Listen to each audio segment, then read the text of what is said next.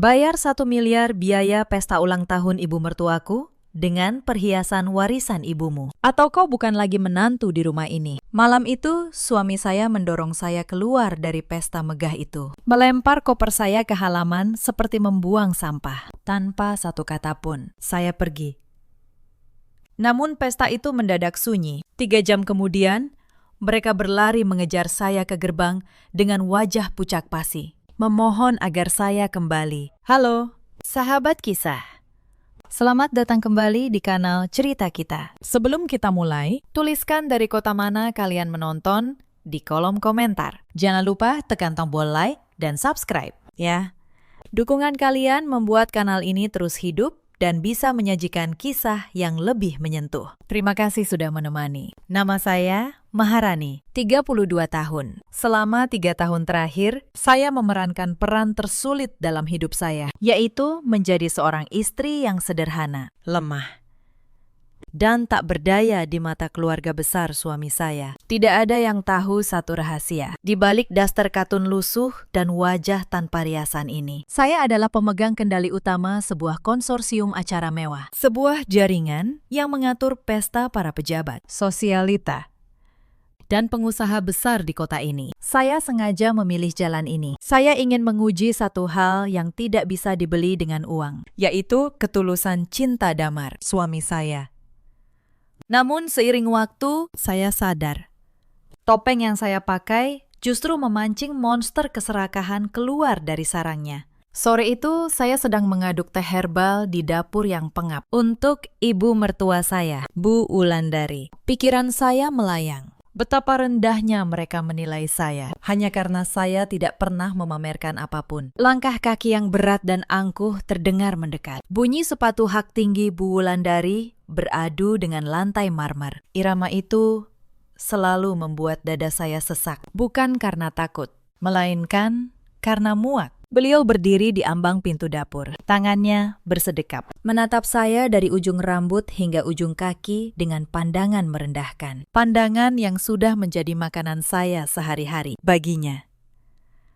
Saya hanyalah gadis yatim piatu yang beruntung dipungut oleh putranya yang hebat. Tinggalkan dulu pekerjaan tidak penting itu, ucapnya dengan nada memerintah. Saya mau bicara hal yang sangat serius. Saya mematikan kompor dan berbalik, memberikan senyum paling tulus yang masih bisa saya kumpulkan. Ada apa, Bu?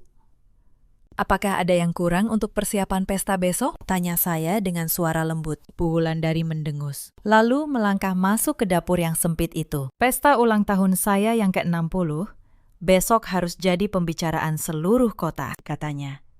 Saya sudah mengundang kolega-kolega penting, termasuk istri para pejabat. Tapi ada satu masalah besar. Beliau berhenti, matanya menyipit penuh perhitungan. Saya tidak punya perhiasan yang cukup mentereng untuk menandingi mereka. Saya tahu kau menyimpan satu set perhiasan warisan dari ibumu di dalam kotak peludru merah. Serahkan pada saya. Anggap saja balas budi karena kau sudah menumpang hidup di sini selama 3 tahun. Saya terdiam sejenak. Jantung saya berdegup sedikit lebih kencang. Perhiasan yang beliau maksud bukan sekadar emas biasa. Itu adalah mahakarya kerajinan tangan ternama. Sebuah pusaka yang hanya diproduksi 1 unit di dunia. Dibuat oleh perusahaan keluarga saya sendiri. Nilainya tak terhingga. Bukan hanya karena materinya, tapi karena status hukumnya. Perhiasan itu tercatat sebagai aset budaya terbatas yang tidak boleh diperjualbelikan bebas. Maaf, Bu, jawab saya dengan nada tetap tenang. Perhiasan itu adalah amanah terakhir dari mendiang ibu saya. Beliau berpesan agar benda itu tidak pernah berpindah tangan atau dipakai untuk pamer. Saya tidak bisa memberikannya, bahkan untuk dipinjamkan sekalipun. Wajah Bu Wulandari seketika merah padam. Matanya melotot,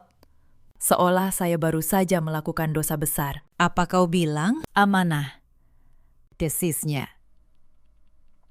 Kau bicara soal amanah, sementara kau makan dan tidur menggunakan uang anak saya. Kau ini benar-benar menantu yang tidak tahu diri dan pelit. Perhiasan kuno itu hanya akan berdebu di lemarimu, sementara saya bisa memakainya untuk mengangkat martabat keluarga ini. Suaranya melengking memenuhi seluruh rumah. Tepat saat itu, pintu depan terbuka. Damar melangkah masuk. Ia melihat ibunya meradang. lalu menatap saya dengan sorot penuh kekecewaan. Damar, pria yang dulu berjanji akan melindungi saya, kini berdiri di samping ibunya tanpa menanyakan duduk perkara lebih dulu. Ada apa lagi ini? Rani, tanyanya dingin.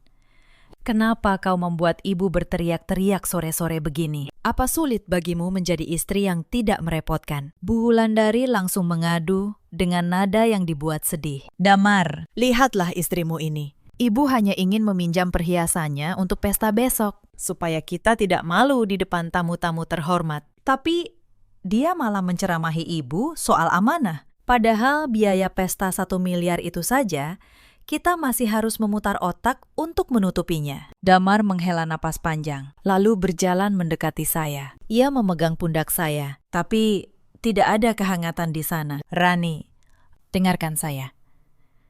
Ibu hanya butuh pengakuan sosial. Di duniaku, citra adalah segalanya. Kau pelit sekali soal barang lama itu. Berikan saja pada ibu, biar dipakai besok setelah pesta selesai. Kau bisa menyimpannya lagi. Jangan egois. Pesta ini taruhan nama baikku juga. Saya menatap mata Damar dalam-dalam, mencari satu hal. Apakah masih ada sedikit rasa hormat pada saya sebagai istrinya? Bukan sebagai penyedia aset bagi ambisinya. Namun yang saya lihat hanya pantulan keserakahan yang sama dengan ibunya. Ini bukan soal egois. Damar, ujar saya. Suara saya mulai bergetar. Ini soal menghargai apa yang menjadi milik orang lain. Kalian meminta sesuatu yang tidak seharusnya kalian sentuh. Cukup. Bentak Damar. Saya tidak mau dengar alasan lagi. Jika kau tidak bisa berkontribusi untuk kebahagiaan ibu dan nama baik keluarga ini, maka keberadaanmu di sini benar-benar tidak ada gunanya. Kau selalu merasa paling benar dengan kesederhanaan palsumu itu. Padahal kau hanya beban. Kalimat itu bagai sembilu yang membelah hati saya menjadi dua. Selama ini, saya bersabar. Saya menahan diri untuk tidak memamerkan kekuasaan. Saya bahkan diam-diam menjamin seluruh biaya pesta itu, agar para vendor terbaik mau bekerja dengan harga miring. Hanya karena nama saya yang berdiri sebagai sponsor tunggal di balik layar. Mereka pikir pesta itu berjalan karena uang mereka. Padahal semuanya tegak karena nama baik saya. Jika itu pandanganmu terhadap saya, ucap saya pelan. Maka saya mengerti di mana posisi saya sekarang. Saya berbalik dan masuk ke kamar, bukan untuk mengambil perhiasan itu, melainkan untuk menyiapkan koper. Di dalam hati, keputusan sudah saya ambil. Mereka menginginkan pesta megah. Mereka menginginkan pengakuan sosial. Maka mereka akan mendapatkannya, tapi dengan cara yang tidak akan pernah mereka lupakan seumur hidup. Saya meraih ponsel yang selama ini saya sembunyikan di laci terdalam. Ada ratusan pesan masuk dari para pemimpin vendor kelas atas. Mereka menanyakan instruksi terakhir untuk pesta besok. Saya mengetik satu kalimat pendek di grup koordinasi utama. Tarik seluruh dukungan atas nama saya untuk acara besok pukul 7 malam. Hentikan semua layanan secara serentak. Jari saya tidak gemetar saat menekan tombol kirim. Saya tahu, begitu pesan ini terkirim, hitung mundur menuju kehancuran, mereka sudah dimulai. Bu Wulandari dan Damar ingin bermain dengan api, maka saya akan membiarkan mereka terbakar oleh api yang mereka nyalakan sendiri. Saya menarik koper kecil keluar kamar dengan langkah mantap. Tidak akan ada air mata, karena air mata saya terlalu mahal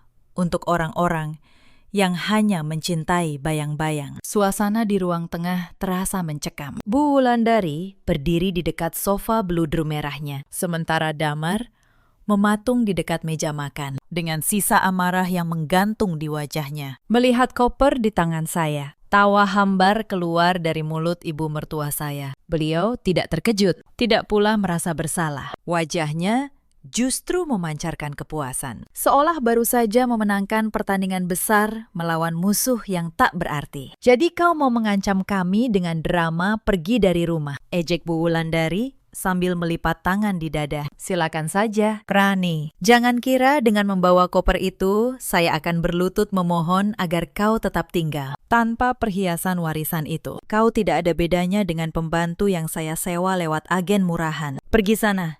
Cari tempat berteduh yang mau menampung perempuan pelit dan keras kepala sepertimu. Saya menatapnya tanpa ekspresi. Tidak ada lagi keinginan untuk membela diri. Di mata saya, Perempuan ini bukan lagi sosok ibu yang harus dihormati, melainkan cerminan kesombongan yang dibangun di atas pondasi rapuh. Saya beralih menatap Damar, pria yang 3 tahun lalu mengucapkan janji suci untuk menjaga dan menghargai saya dalam keadaan apapun. Ia hanya memalingkan wajah, seolah melihat saya adalah beban yang melelahkan bagi matanya. Damar, kau benar-benar membiarkan istrimu pergi hanya karena sebuah kalung yang bahkan bukan milikmu, tanya saya, memastikan apakah masih ada secercah kewarasan di kepalanya. Damar menghela napas panjang, menatap saya dengan kebencian terpendam. Kau yang memilih ini, Rani. Saya lelah menghadapi sikapmu yang selalu merasa paling suci dengan kesederhanaan itu. Ibu benar. Kau hanya memikirkan diri sendiri. Pesta besok adalah momen besar bagi karir saya dan status sosial ibu. Jika kau tidak bisa mendukung hal sekecil itu, untuk apa kita tetap bersama? Pergi. Mungkin di luar sana kau baru sadar, hidup tidak cukup hanya dengan modal idealisme kuno. Mendengar itu, saya hanya mengangguk. Dada saya yang tadi sesak, kini tiba-tiba terasa sangat ringan. Beban untuk terus berpura-pura menjadi istri yang lemah telah terangkat sepenuhnya. Saya menarik pegangan koper, berjalan melewati mereka menuju pintu depan. Bu Wulandari terus mengoceh di belakang, melempar kata-kata pedas tentang betapa beruntungnya Damar bisa lepas dari pengaruh saya. Jangan lupa, tinggalkan kunci rumah ini di atas meja, teriaknya. Dan jangan harap kau bisa membawa 1 sen pun uang dari rekening Damar. Saya berhenti sebentar di ambang pintu, namun tidak menoleh. Saya tidak butuh 1 sen pun dari uang kalian, ucap saya datar. Simpan saja uang itu untuk membayar semua kemewahan yang sangat kalian dambakan besok. Saya hanya berharap kalian siap dengan apa yang akan datang. Bu Wulandari sempat terdiam. Mungkin bingung dengan ketenangan saya yang tidak wajar. Namun kebingungan itu segera berganti dengan kesombongan baru. Tentu saja, kami siap. Semua vendor terbaik sudah dikonfirmasi. Catering bintang 5. Dekorasi dari perancang ternama. Gedung termewah di kota ini sudah di bawah kendali kami. Semua beres? Karena koneksi Damar, kami tidak butuh kau untuk merasa mewah. Saya hampir tertawa mendengar klaim itu. Koneksi Damar. Pria itu bahkan tidak tahu. Manajer gedung itu tidak akan pernah mengangkat teleponnya, jika bukan karena instruksi rahasia dari saya. Ia tidak tahu. Catering bintang 5 itu memberi diskon besar karena mereka berutang budi pada yayasan yang saya pimpin. Mereka begitu percaya diri berdiri di atas panggung yang saya bangunkan, tanpa menyadari sayalah yang memegang tali penarik tirainya. Saya melangkah keluar ke halaman. Langit senja berwarna jingga pekat, seolah ikut menyaksikan akhir dari sandiwara ini. Di halaman, Damar menyusul saya keluar. Namun bukan untuk mencegah saya pergi. Ia justru menyambar koper saya dengan kasar, lalu melemparkannya ke arah pintu gerbang. Sana, pergi, jangan kembali. Sampai kau membawa perhiasan itu dan minta maaf pada ibu di depan semua tamu besok, bentaknya. Sebelum membanting pintu depan dengan keras, suara bantingan itu bergema di telinga saya. Namun, tidak sedikit pun menggetarkan mental saya. Saya berjalan menuju gerbang, memungut koper, lalu berdiri di pinggir jalan raya. Saya mengeluarkan ponsel dari saku daster dan melakukan 1 panggilan cepat. Tidak sampai 5 menit. Sebuah sedan hitam mewah berhenti tepat di depan saya. Seorang pria berpakaian rapi keluar, lalu membungkuk hormat. Nona besar, Maharani, Anda baik-baik saja? Mengapa Anda di sini dengan koper? Tanyanya dengan nada cemas yang tulus. Dia adalah Hadi, asisten pribadi saya. Selama ini, ia mengurus segala urusan konsorsium. Saat saya sedang bermain peran di rumah Damar, saya baik-baik saja. Hadi, tolong bawa koper ini ke hotel tempat saya biasa menginap. Dan pastikan semua instruksi yang saya kirim di grup tadi dilaksanakan tepat waktu. Jangan ada satupun vendor yang melunat. Besok malam, saya ingin mereka merasakan bagaimana rasanya berdiri di atas panggung yang tidak punya lantai. Sesuai perintah Anda. Nona, jawab Hadi sambil mengangguk. Sistem jaminan konsorsium sudah disiapkan untuk ditarik otomatis. Begitu acara mencapai puncaknya, semua vendor telah menerima notifikasi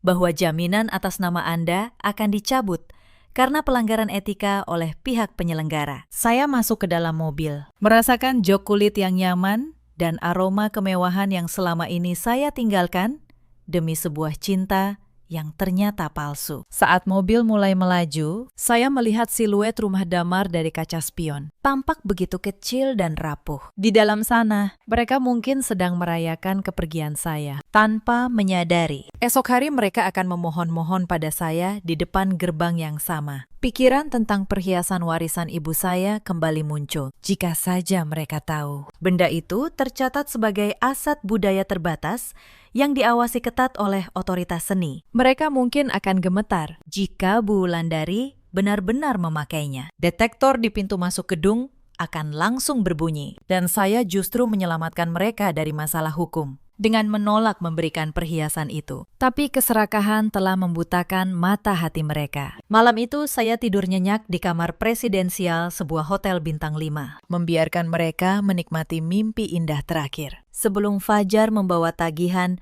yang tidak akan mampu mereka bayar. Matahari pagi menyusup melalui celah gorden. Saya terbangun bukan karena teriakan Bu Wulandari atau bunyi kompor yang harus saya nyalakan untuk menyiapkan sarapan mereka, melainkan karena keheningan yang mewah. Saya meregangkan tubuh di atas prei sutra, merasakan kembali identitas yang selama 3 tahun ini saya simpan rapat di dalam peti kesabaran. Di atas meja rias, ponsel saya bergetar tanpa henti. Puluhan notifikasi dari Damar masuk. Namun isinya bukan permintaan maaf. Ia mengirim foto-foto dekorasi gedung yang mulai terpasang. Rangkaian bunga lili putih kesukaan ibunya. Deretan kursi berlapis emas yang tertata rapi. Lihat ini, Rani. Tanpa bantuanmu pun, pesta ini tetap berjalan sempurna. Semua orang menghormatiku di sini. Kau hanya akan jadi penonton dari kejauhan. Saat ibu merayakan kejayaannya, saya hanya tersenyum tipis sambil menyesap kopi hitam tanpa gula. Damar tidak menyadari semua kemudahan yang ia dapat pagi ini. Mulai dari petugas keamanan yang membukakan pintu dengan hormat, hingga manajer operasional yang membungkuk padanya. Hanyalah sisa-sisa dari pengaruh nama saya yang belum sepenuhnya dicabut dari sistem. Pukul 10 pagi, Hadi datang ke kamar. Ia membawa beberapa berkas dan sebuah gaun berwarna biru malam bertabur kristal. Nona, semua vendor sudah di posisi. Namun ada sedikit kegaduhan di lokasi. Bu Wulandari memaksa manajer catering menambah menu kaviar secara gratis. Dengan alasan mereka klien istimewa. Manajer hampir menolak. Namun saya instruksikan untuk tetap melayani. Biarkan tagihannya membengkak setinggi mungkin. Lapor Hadi datar. Saya mengangguk puas. Bagus. Biarkan mereka merasa berada di puncak dunia hari ini. Biarkan mereka memesan apa saja yang mereka inginkan. Pastikan kontrak pembayaran di tempat. Dengan tarif penalti 3 kali lipat. Sudah disiapkan tim hukum. Begitu jaminan pribadi saya ditarik nanti malam. Saya tidak ingin ada satu celah pun bagi mereka untuk lari dari kewajiban finansial itu. Sepanjang siang, saya memantau persiapan pesta melalui kamera pengawas yang terhubung ke tablet pribadi saya. Saya melihat Bu Wulandari berjalan mondar-mandir di aula utama dengan gaya seorang ratu. Ia memarahi para pelayan hanya karena letak sendok yang miring 1 cm. Damar berdiri di sampingnya, mengenakan setelan jas yang ia beli dengan cara mencicil. Namun bersikap seolah ia pemilik gedung itu. Mereka benar-benar menikmati ilusi kekuasaan yang saya pinjamkan. Namun ada satu hal yang membuat saya mengernyitkan dahi. Saya melihat Bu Wulandari mengeluarkan sebuah kotak perhiasan dari tasnya. Bukan kotak beludru merah milik saya, melainkan sebuah replika murahan yang mencoba meniru desain warisan ibu saya. Rupanya, karena saya menolak memberikan yang asli. Ia memesan tiruan dari pengrajin cepat, hanya untuk pamer di depan tamu-tamunya. Ia tidak tahu, mata saya yang terlatih bisa melihat perbedaan kualitas itu dari jarak jauh. Itu langkah yang sangat bodoh, karena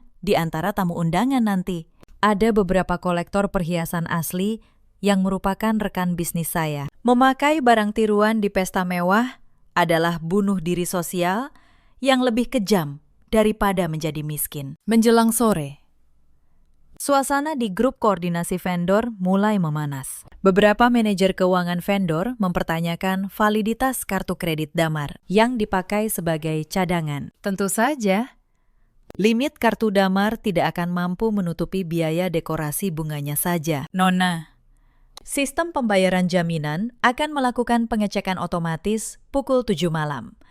Tepat saat acara pemotongan tumpeng dan pidato sambutan. Haruskah kita memajukan waktunya? Tanya Hadi lewat pesan singkat. Tidak. Biarkan sesuai jadwal, balas saya. Saya ingin mereka jatuh tepat saat mereka merasa paling bahagia. Saya ingin semua tamu menyaksikan saat-saat kehancuran itu terjadi. Saya mulai berdandan. Saya merias wajah dengan sapuan tipis namun tegas. Menonjolkan garis wajah yang selama ini saya sembunyikan di balik penampilan kusam. Gaun biru malam itu melekat sempurna di tubuh saya, memberi kesan misterius sekaligus berkuasa. Saya tidak akan datang ke pesta itu sebagai bagian dari keluarga mereka. Saya akan datang untuk menyaksikan bagaimana sebuah istana kartu runtuh tertiup angin kebenaran. Pukul 6 sore. Damar mengirim satu pesan terakhir. Kami sudah di gedung.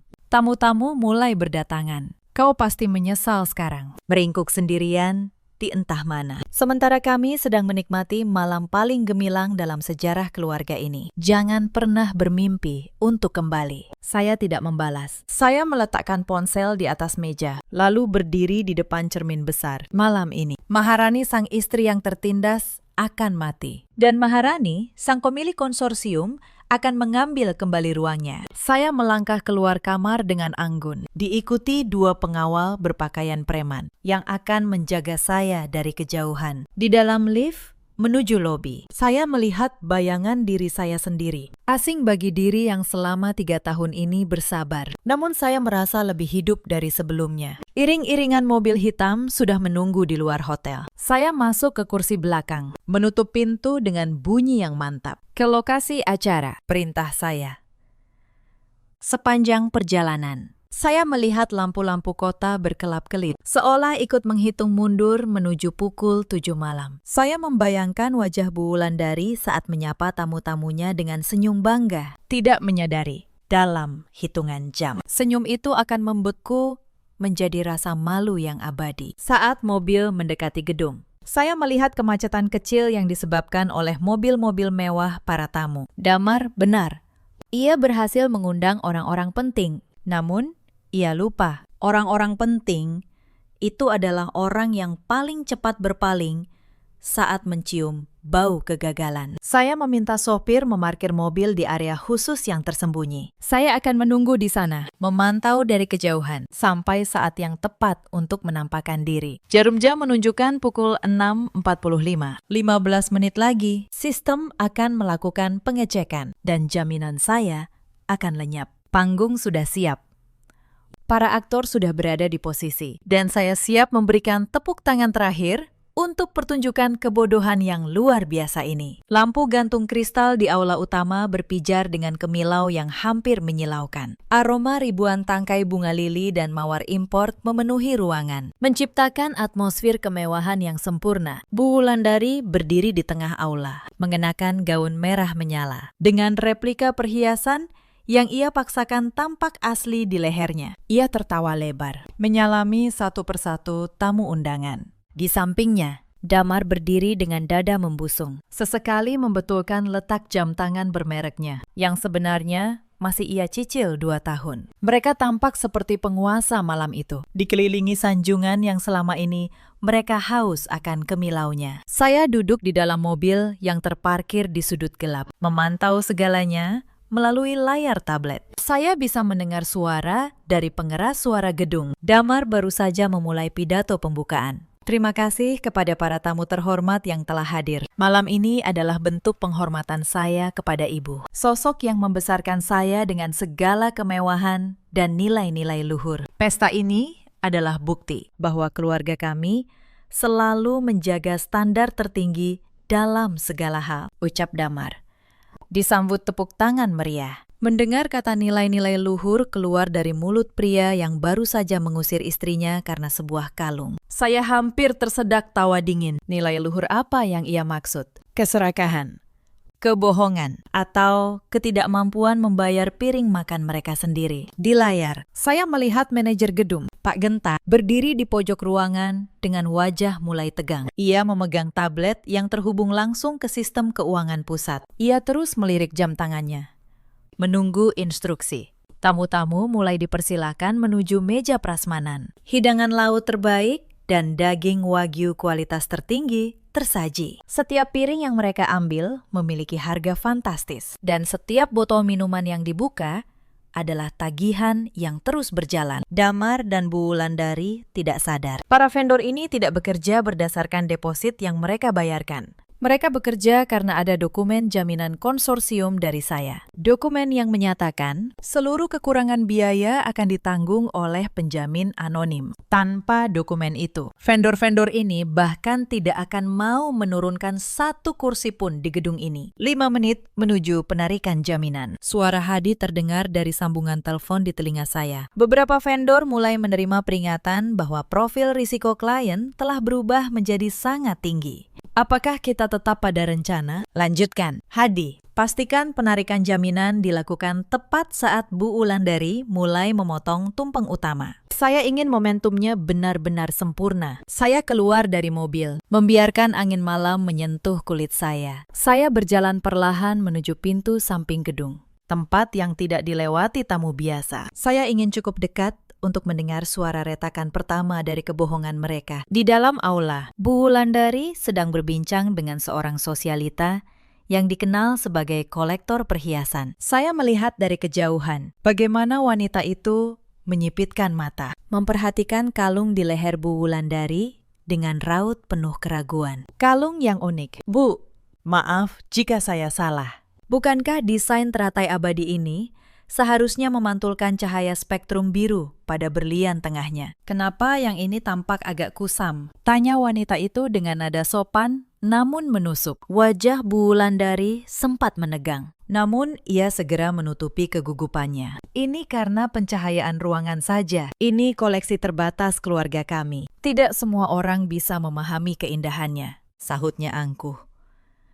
Saya yang berdiri di balik pilar besar hanya menggelengkan kepala. Kebohongannya mulai terkelupas. Bahkan sebelum bom finansial itu meledak. Tiba-tiba, musik latar yang tenang berubah kacau. Beberapa staf catering mulai berbisik-bisik di belakang meja prasmanan. Manajer catering tampak berbicara dengan nada tinggi melalui radio panggilannya. Rupanya, sistem pembayaran otomatis mereka baru saja menolak otorisasi tambahan untuk pesanan caviar ekstra yang diminta Bu Wulandari. Lampu indikator di meja registrasi yang biasanya hijau tenang sebagai tanda jaminan aktif tiba-tiba berkedip merah. Damar yang sedang menikmati percakapan dengan rekan bisnisnya dipanggil oleh seorang pelayan. Maaf, Pak Damar, ada sedikit masalah administrasi di meja depan. Manajer gedung minta Bapak segera ke sana. Bisik pelayan itu dengan wajah pucat. Damar mengerutkan kening. Tampak terganggu. Masalah apa? Bukankah semuanya sudah diatur? Jangan memalukan saya di depan tamu. Bentaknya pelan namun tajam. Ia melangkah menuju meja registrasi dengan langkah besar, masih dengan sikap angkuh.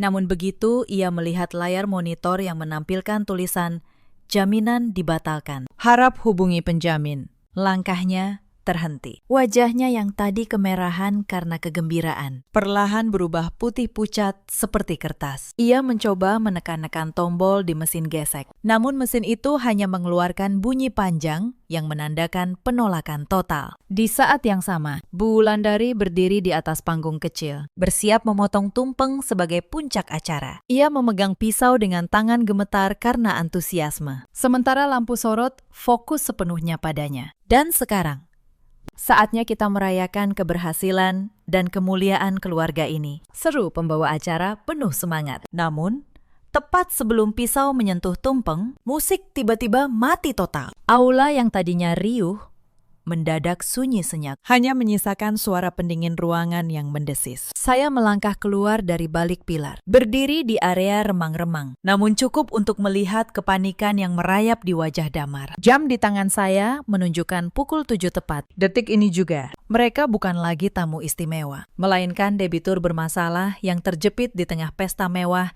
yang mereka klaim sebagai milik mereka. Keheningan mencekam itu berlangsung beberapa detik yang terasa seperti selamanya. Bu Wulandari masih mematung di atas panggung dengan pisau menggantung di udara. Ia mencoba tertawa kecil. Tawa kering yang dipaksakan. Sepertinya ada gangguan teknis sedikit. Maklum, Gedung semewah ini pun kadang punya masalah kabel, ucapnya dengan suara gemetar. Namun gangguan itu bukan sekedar masalah kabel. Pak Genta melangkah ke tengah aula dengan wajah yang tidak lagi ramah, tanpa mikrofon. Suaranya yang tegas terdengar jelas di seluruh ruangan yang sunyi. Mohon maaf kepada seluruh hadirin atas perintah dari Pusat Koordinasi Vendor. Seluruh layanan untuk acara ini harus dihentikan karena ada masalah serius pada jaminan pembayaran. Gumaman segera pecah di antara para tamu. Mereka saling berpandangan, berbisik dengan nada sinis yang tidak lagi disembunyikan. Wajah Damar kini benar-benar kehilangan warna. Ia berlari menghampiri Pak Genta. Apa-apaan ini? Jangan berani-berani kau melakukan ini di sini. Saya sudah memberikan kartu kredit sebagai jaminan cadangan. Bentak Damar dengan suara pecah. Pak Genta menatapnya dingin.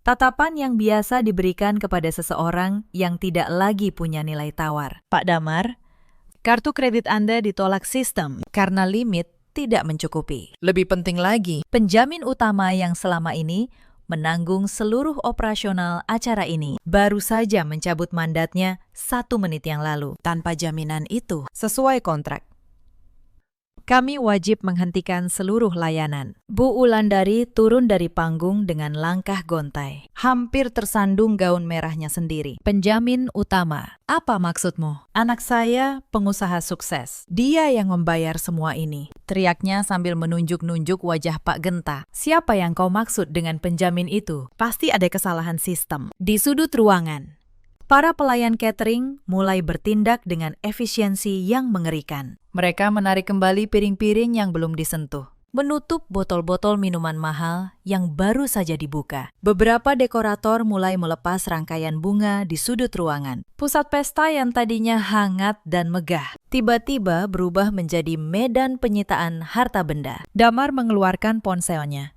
mencoba menghubungi seseorang, kemungkinan bank atau rekan bisnisnya. Namun dari raut wajahnya yang putus asa, saya tahu ia tidak mendapatkan jawaban yang ia inginkan. Ia tidak menyadari seluruh akses kreditnya sedang ditinjau ulang. Profil risikonya baru saja dinaikkan menjadi merah oleh sistem konsorsium saya yang terintegrasi dengan jaringan perbankan. Bu Damar, apa ini sebenarnya? Suara seorang tamu. Pejabat daerah yang berpengaruh terdengar menuntut. Kami datang karena undangan kalian yang katanya pesta eksklusif. Kenapa sekarang malah ada adegan penagihan seperti di pasar? Bu Wulandari mencoba mendekati pejabat itu dengan wajah memelas. Ini hanya kesalahpahaman kecil. Anak saya akan segera menyelesaikannya. Damar, cepat bayar mereka. Berikan berapapun yang mereka minta agar pesta ini berlanjut. Damar menatap ibunya dengan tatapan kosong. Ibu, biayanya membengkak jadi 3 kali lipat karena pembatalan jaminan. Mereka menuntut 1.200.000.000 rupiah. Dibayar tunai atau transfer instan sekarang juga. Atau mereka akan menuntut kita secara hukum atas penipuan di tempat, bisiknya. Namun cukup keras untuk didengar orang-orang sekitar. Mendengar angka itu, Bu Wulandari hampir pingsan. Gengsi yang selama ini ia bangun setinggi langit runtuh seketika. 1 miliar lebih. Bukankah kau bilang semuanya sudah diatur? Tangisnya.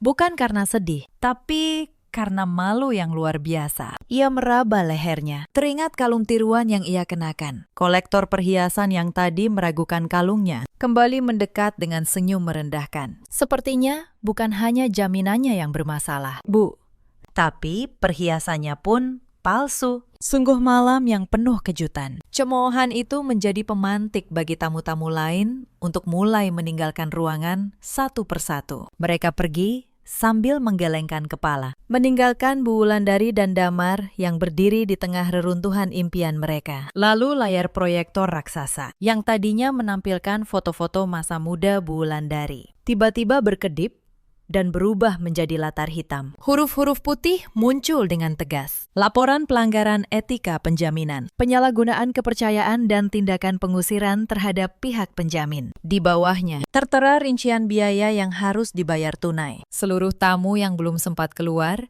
kini berhenti melangkah, menatap layar itu. Siapa penjamin ini? Siapa yang berani mempermalukan keluarga saya seperti ini?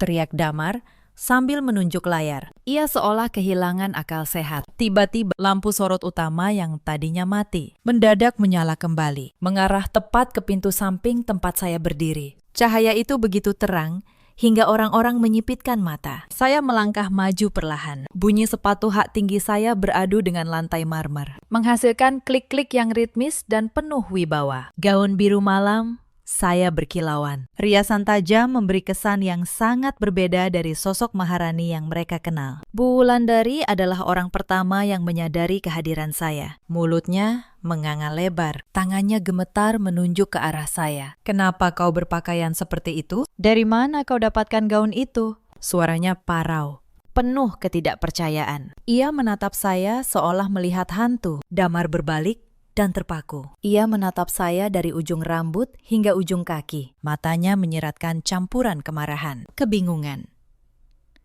dan kekaguman yang terlarang. "Rani, apa yang kau lakukan di sini? Kenapa kau terlihat seperti ini?" Tanyanya dengan suara mengecil. Kesombongan yang tadi ia tunjukkan kini luntur sepenuhnya. Saya berhenti tepat di depan mereka, menatap keduanya dengan pandangan kosong namun menusuk. "Saya datang untuk melihat bagaimana kalian menikmati pesta yang kalian banggakan ini," ucap saya. Suara saya tidak lagi lembut dan penuh kepatuhan, melainkan tegas dan penuh otoritas. "Bagaimana rasanya? Damar, Bu Wulandari, apakah makanan dan dekorasi ini terasa lebih nikmat sekarang setelah kalian tahu harganya yang sebenarnya? Kau dalang di balik semua ini." Damar melangkah maju, mencoba mengintimidasi, namun langkahnya ragu. "Kau yang membatalkan jaminannya. Bagaimana mungkin seorang perempuan miskin sepertimu punya akses ke sistem ini? Kau mencuri identitas siapa?" Saya tersenyum tipis, senyuman yang membuat bulu kuduk mereka berdiri. "Mencuri? Tidak. Damar, saya hanya mengambil kembali apa yang menjadi milik saya. Sayalah alasan vendor-vendor ini mau melayani kalian dengan harga yang kalian pikir murah. Saya adalah penjamin anonim yang kalian cari." Saya menoleh ke arah Pak Genta, yang langsung menundukkan kepala dengan hormat. "Pak Genta, apakah seluruh tagihan sudah diserahkan kepada mereka?" "Sudah, Nona besar. Total tagihan termasuk penalti adalah 1.200.000.000 rupiah. Mereka menyatakan tidak sanggup membayar di tempat," lapor Pak Genta dengan nada sangat sopan. Sangat berbeda dengan caranya bicara pada Damar. Mendengar sebutan Nona besar, Bu Wulandari hampir terjatuh. Ia memegang sandaran kursi. "Nona besar, apa maksudnya ini?" "Damar, katakan pada saya ini semua mimpi," teriaknya. Ia menatap saya dengan mata yang mulai digenangi air mata ketakutan. "Rani, tolong selesaikan ini. Kau menantu kami. Kau tidak mungkin sejahat ini pada ibumu sendiri. Bayar mereka. Rani, pakai jaminanmu lagi. Saya mohon." "Ibu saya sudah lama meninggal, Bu Wulandari," jawab saya dingin. "Dan beliau tidak pernah mengajari saya untuk membiayai keserakahan orang-orang yang bahkan tidak tahu cara menghormati manusia." Saya melangkah mendekati Bu Wulandari, menatap kalung tiruan di lehernya. Kalung itu sungguh memuaskan melihat desain karya ibu saya ditiru dengan kualitas rendah itu. Itu penghinaan terakhir yang masih bisa saya toleransi. Damar mencoba meraih tangan saya, namun saya segera menghindar. "Rani, maafkan saya. Saya tidak tahu. Saya benar-benar tidak tahu siapa kau sebenarnya. Mari kita bicara baik-baik. Jangan buat keributan di depan umum. Kita pulang sekarang." Bujuknya dengan nada memohon yang menjijikkan. "Pulang ke rumah tempat kau melemparkan koper saya." Saya tertawa kecil. Tawa yang terdengar sangat menyakitkan bagi mereka. Rumah itu pun sebenarnya berdiri di atas tanah yang cicilannya saya bantu lunasi diam-diam. Mulai besok, bantuan itu berhenti. Kalian ingin hidup mewah, maka belajarlah membayar harganya sendiri. Saat itu, beberapa petugas kepolisian yang tadinya berjaga di luar gedung masuk ke dalam aula. Mereka berjalan ke arah kami. Wajah Bu Wulandari menjadi semakin pucat. Ia mengira mereka datang untuk menangkapnya karena utang. Namun, pemimpin tim itu berhenti di depan saya dan memberi hormat. "Nona, Kami menerima laporan tentang penggunaan barang yang menyerupai aset budaya terbatas negara di lokasi ini. Apakah Anda ingin kami melakukan penyitaan? Saya menunjuk ke arah kalung di leher Bu Wulandari. Silakan periksa kalung tiruan itu. Penggunaan desain tanpa izin untuk tujuan pamer sosial yang merugikan nama baik pemegang hak cipta asli adalah pelanggaran serius. Bu Wulandari menjerit saat petugas memintanya melepas kalung itu. Di depan sisa-sisa tamu yang menonton, ia mendekap kalung tiruan itu. Seolah benda tak berharga itu adalah nyawa terakhir yang ia miliki. Pemandangan itu sungguh ironis. Seorang perempuan yang beberapa jam lalu berdiri angkuh sebagai ratu pesta, kini tampak seperti pencuri yang tertangkap basah di tengah pasar. Para tamu yang tersisa mengeluarkan ponsel mereka, bukan untuk membantu, melainkan untuk merekam setiap detik kehinaan yang menimpa keluarga Damar. Kilatan lampu kamera ponsel itu terasa lebih menyakitkan daripada lampu sorot gedung yang kini mulai meredup. Damar jatuh terduduk di salah satu kursi emas yang kini terasa begitu dingin. Ia menutup wajah dengan kedua tangannya, menyadari ia telah membuang istrinya demi sebuah malam yang berakhir dengan kehinaan total. Saya berdiri di tengah aula yang kini berantakan, menyaksikan dunia kecil yang mereka banggakan runtuh satu persatu. Namun, ini belum selesai. Bu Wulandari yang tadi terduduk lemas, tiba-tiba berdiri dan menjerit histeris. Ini pasti ulah kau, Rani. Perempuan pelit itu pasti melakukan sesuatu. Damar, suruh dia bayar semua ini. Dia punya perhiasan itu. Dia bisa menjualnya. Dia harus bertanggung jawab karena meninggalkan rumah saat kita membutuhkannya. Ia mencengkeram lengan Damar dengan kuku-kukunya yang tajam. Matanya liar mencari kambing hitam atas kehancuran yang ia ciptakan sendiri. Saya menatapnya tanpa berkedip. Saya sudah terlalu sering mendengar logika terbalik seperti itu. Orang yang menyalakan api selalu menyalahkan korban yang terbakar. Bu Wulandari, ucap saya pelan namun jelas. Sudah saya katakan sebelumnya, perhiasan asli yang ibu inginkan itu memiliki catatan hukum yang sangat ketat. Jika malam ini ibu memakai yang asli, petugas yang sama justru akan menyeret ibu ke kantor polisi atas tuduhan penguasaan aset terbatas tanpa izin. Saya menolak memberikannya, bukan karena pelit, saya justru menyelamatkan ibu dari penjara. Tapi keserakahan telah membutakan mata hati ibu. Bu Wulandari terdiam. Mulutnya bergerak-gerak, namun tidak ada kata yang keluar. Untuk pertama kalinya dalam 3 tahun, ia kehilangan kata-kata di hadapan saya. Damar mengangkat wajahnya dari balik telapak tangan. Matanya merah dan basah. Rani, selama ini kau diam saja. Kenapa kau tidak pernah memberitahu saya siapa kau sebenarnya? Jika saya tahu, mungkin semua ini tidak akan terjadi. Saya menatapnya dengan rasa kasihan yang dingin. Itulah jawabannya. Damar, kau baru menyesal sekarang. Bukan karena kau menyakiti istrimu, tapi karena kau baru tahu istrimu ternyata kaya. Seandainya saya benar-benar perempuan miskin yang kau kira, apakah penyesalan ini akan ada? Tidak. Kau akan membuang saya tanpa beban. Cinta yang hanya muncul setelah tahu nilai harta. Bukanlah cinta. Itu hanya tagihan yang tertunda. Kata-kata itu membuat Damar terkulai. Ia tidak bisa membantah. Karena ia tahu, jauh di dalam hatinya, semua itu benar. Pak Genta mendekat dengan sopan. Ia menyerahkan satu map berisi dokumen kepada saya. Nona besar. Ini berkas tagihan resmi yang sudah ditandatangani oleh seluruh vendor. Mereka menunggu keputusan Anda. Apakah penyelenggara diberi tenggang waktu atau langsung diproses secara hukum? Saya membuka map itu sejenak, lalu menutupnya kembali. Saya menatap Bu Wulandari dan Damar yang kini berdiri seperti dua orang asing di tengah puing-puing kebanggaan mereka. Beri mereka tenggang waktu 7 hari, ucap saya. Bukan karena saya kasihan, tapi agar mereka merasakan bagaimana rasanya 7 hari penuh memikirkan cara membayar utang yang tidak akan pernah bisa mereka lunasi. Jika lewat dari itu, serahkan pada jalur hukum. Baik. Nona besar. Bu Wulandari jatuh berlutut di lantai marmer. Gaun merahnya yang tadi megah kini tampak seperti kain usang. Rani, saya mohon. Saya salah. Saya hilaf. Tolong jangan hancurkan keluarga ini. Saya akan memperlakukanmu dengan baik mulai sekarang. Saya akan menganggapmu seperti anak kandung saya sendiri. Tolong cabut tagihan ini. Saya menunduk menatapnya. Selama 3 tahun, saya memimpikan momen perempuan ini meminta maaf. Namun kini, setelah momen itu tiba, saya tidak merasakan kemenangan apapun, hanya kekosongan. Ibu tahu kapan saya paling membutuhkan kebaikan ibu? Tanya saya. Saat saya sakit demam tinggi tahun lalu, dan ibu menyuruh saya tetap memasak untuk 20 tamu arisan. Saat saya keguguran anak pertama saya, dan ibu hanya mengeluh karena saya tidak bisa mengantar ibu ke salon. Saya tidak meminta banyak. Saya hanya ingin diperlakukan sebagai manusia. Tapi ibu bahkan tidak sanggup memberi itu. Sekarang ibu menawarkan menganggap saya anak kandung, hanya karena ibu butuh uang saya. Maaf, Bu. Tawaran itu datang 3 tahun terlambat. Saya berbalik. Tidak ingin melihat lebih lama lagi. Rani, tunggu.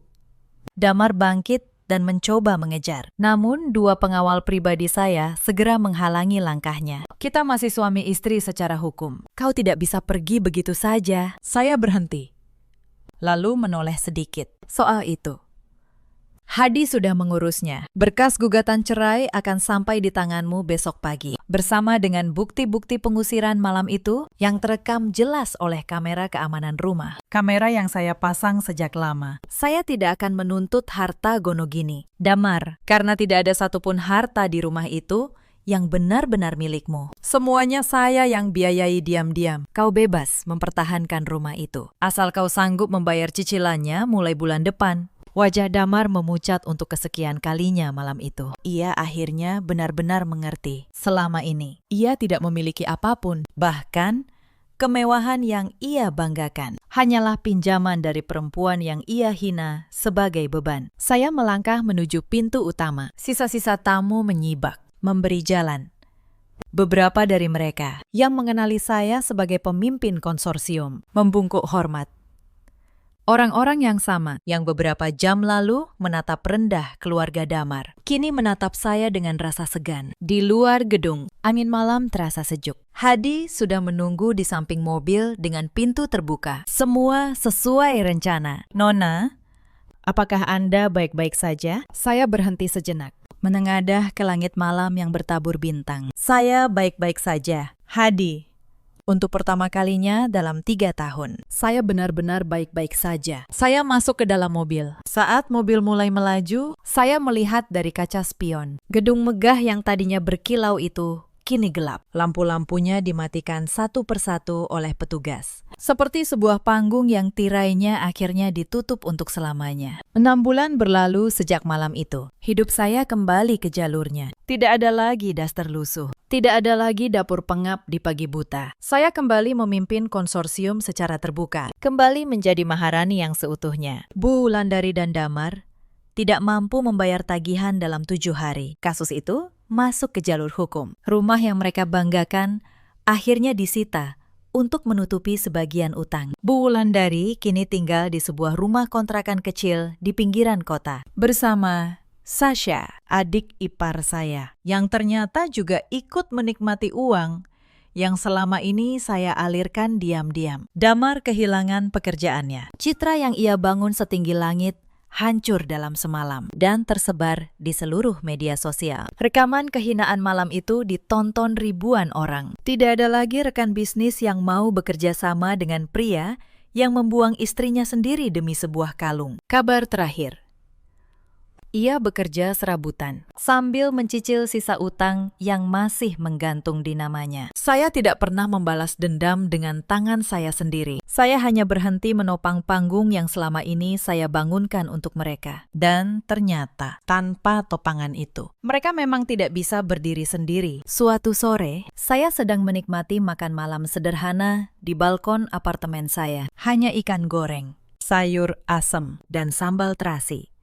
Makanan yang dulu selalu saya rindukan. Di tengah meja makan mewah keluarga Damar yang penuh kepalsuan. Untuk pertama kalinya, saya makan dengan tenang, tanpa harus mendengar omelan, tanpa harus berpura-pura lemah. Cerita ini mengajarkan satu hal. Jangan pernah menilai seseorang dari penampilannya, dan jangan pernah memperlakukan orang yang mencintaimu dengan tulus, seolah-olah ia tidak berharga. Karena terkadang orang yang paling sederhana di hadapanmu justru memegang kunci dari seluruh dunia yang kau pijak. Di luar sana, ada banyak perempuan seperti saya dulu. Perempuan yang menyembunyikan kekuatannya demi menjaga sebuah cinta, yang setiap hari menelan hinaan, sambil berharap suatu hari ketulusannya akan dihargai jika kau salah satunya. Ingatlah, kesabaran bukan berarti kelemahan, tapi ada batas di mana kesabaran harus berubah menjadi keberanian untuk pergi. Ada juga banyak suami seperti Damar di luar sana. Pria yang merasa istrinya adalah beban hanya karena ia tidak memamerkan apa-apa, yang baru menyadari nilai pasangannya setelah kehilangan segalanya. Bagi mereka, penyesalan selalu datang di akhir cerita saat tirai sudah ditutup dan tidak ada lagi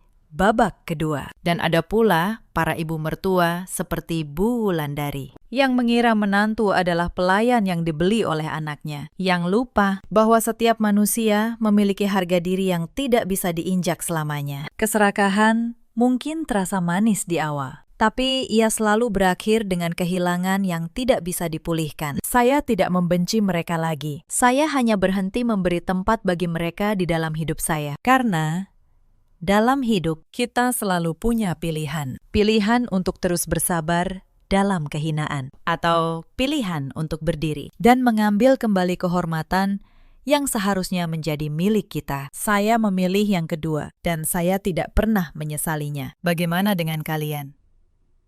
Pernahkah kalian berada di posisi yang sama? Pernahkah kesabaran kalian dianggap sebagai kelemahan? Ceritakan kisah kalian di kolom komentar. Saya akan membacanya satu persatu. Terima kasih sudah menemani sampai akhir. Sampai jumpa di kisah berikutnya.